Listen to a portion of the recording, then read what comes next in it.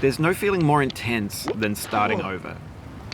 If you deleted your homework the day before it was due, as I have, or if you left your wallet at home and you have to go back after spending an hour in the commute. If you won some money at the casino and then put all your winnings on red but it came up black. If you got your best shirt dry cleaned before a wedding and then immediately dropped food on it. If you won an argument with a friend and then later discovered that they just returned to their original view. Starting over is harder than starting up. If you're not ready for that, like if you've already had a bad day, then what you're about to go through might be too much. Feel free to go away and come back. I'll be here. Alright, thanks for coming with me on this trip. I'll understand if you have to take a break at any point. Just find a safe place to stop and quit the game. And don't worry, I'll save your progress, always. Even your mistakes. This game is a homage to a free game that came out in 2002, titled Sexy Hiking. The author of that game was Jazzuo, a mysterious Czech designer who was known at the time as the father of B games. And B games are rough assemblages of found objects. Designers slap them together very quickly and freely, and they're often too rough and unfriendly to gain much of a following. They're built more for the joy of building them than as polished products. Oh no. In a certain way, Sexy Hiking is the perfect embodiment of a B game. It's built almost entirely out of found and recycled parts, and it's one of the most unusual and unfriendly games of its time. In it, your task is simply to drag yourself up a mountain with a hammer. And that act of climbing, in the digital world or in real life, has certain essential properties that give the game its flavor. No amount of forward progress is guaranteed. Some cliffs are too sheer or too slippery. And the player is constantly, unremittingly in danger of falling and losing everything. Anyway, when you start Sexy Hiking, you're standing next to this dead tree that blocks the way to the entire rest of the game. It might take you an hour to get over that tree. A lot of people never got past it. You prod and you poke at it, exploring the limits of your reach and your strength, trying to find a way up and over. And there's a sense of truth in that lack of compromise. Most obstacles in video game worlds are fake. You can be completely confident in your ability to get through them once you have the correct method or the correct equipment or just by spending enough time. In that sense, every pixelated obstacle in Sexy Hiking is real.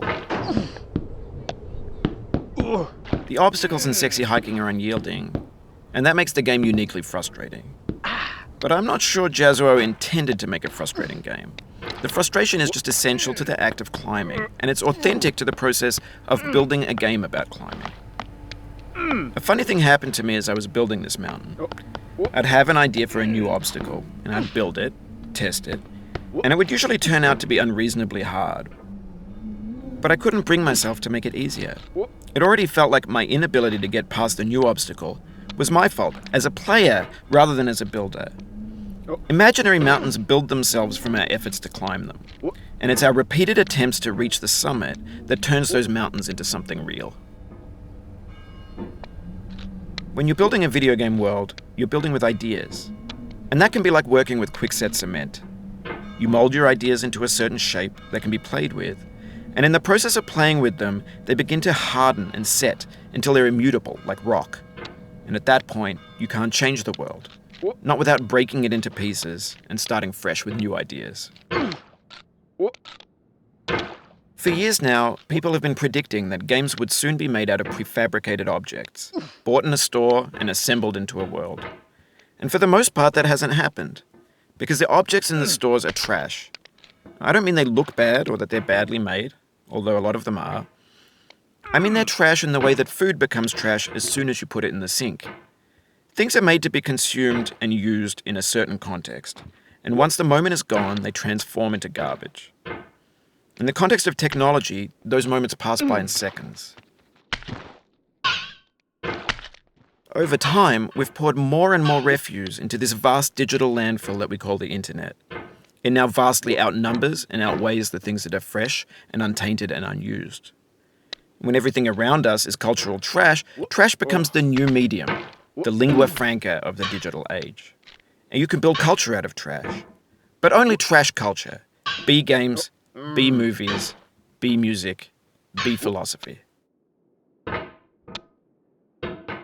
Maybe this is what digital culture is. A monstrous mountain of trash, the ash heap of creativity's fountain. A landfill with everything we ever thought of in it. Grand, infinite, and unsorted. There's 3D models of breakfast, Gen X's fanfic novels, scan magazines, green screen Shia LaBeouf, banned snuff scenes on LiveLeak. Facebook's got lifelike bots with unbranded adverts and candid shots of Kanye and Taylor Swift mashups, car crash epic failed GIFs, Russian dashcam vids, discussions of McRibs, discarded, forgotten, unrecycled, muddled, rotten, untitled. Everything's fresh for about 6 seconds, until some newer thing beckons, and we hit refresh. And there's years of persevering, disappearing into the pile, out of style, out of sight. In this context, it's tempting to make friendly content that's gentle, that lets you churn through it but not earn it. Why make something demanding if it just gets piled up in the landfill, filed in with the bland things? When games were new, they wanted a lot from you. Daunting you, taunting you, resetting and delaying you. Players played stoically. Now everyone's turned off by that. They want to burn through it quickly. A quick fix for the fickle. Some tricks for the clicks of the feckless. But that's not you. You're an acrobat. You could swallow a baseball bat. Now I know, most likely you're watching this on YouTube or Twitch, while some dude with 10 million views does it for you. Like a baby bird being fed chewed up food. That's culture too. But on the off chance that you're playing this, what I'm saying is, trash is disposable, but maybe it doesn't have to be approachable. What's the feeling like? Are you stressed? I guess you don't hate it if you got this far. Feeling frustrated? It's underrated. An orange is sweet, juicy fruit locked inside a bitter peel. That's not how I feel about a challenge. I only want the bitterness. It's coffee. It's grapefruit. It's licorice. It feels like we're closer now. Composer and climber, designer and user. You could have